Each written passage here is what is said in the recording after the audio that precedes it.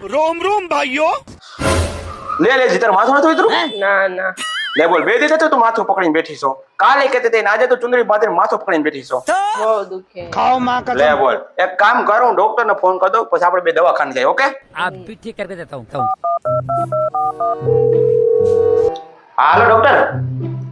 એ મેં તમને એ આટો ફોન કર્યો હતો કે મારી ઘરવાળીને 3 દિવસથી માથું ચડ્યું છે અને હજી ઉતરું નથી તમે એક કામ કરો ને આ રહેતો હોય ને એમઆરઆઈ કરી નાખી હા એટલે જે છે ખબર પડી જાય આ કાંઈ વાંધો હાલો એમઆરઆઈ કરાવી નાખશું હા તો તમે આવી જાઓ હાલો આ કાંઈ વાંધો હાલો અને ચેકઅપ માટે લઈ આવું છું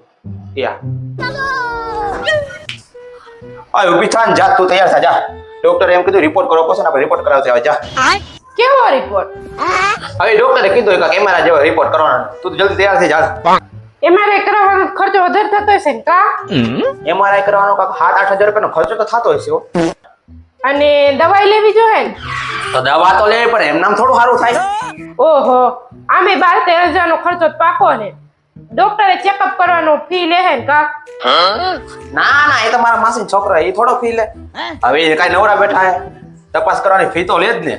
ડોક્ટર કેટલા લે તપાસ કરવાના 1000 રૂપિયા હશે કાક આમે બધું થઈને 14-15 હજાર તો પાકા ને અરે યાર શરીર કરતા કઈ પૈસા કિંમતી છે જે ખર્ચો થવાનો છે એક બરોબર એક કામ કર તું હે ને હાલ તૈયાર થઈ જાવ सही बात આ ઉભા રહ્યો તો 15,000 મને દઈ દેવો મારું માથું ઓટોમેટિક ઉતરી જાય એ કઈ રીતે વળી હવે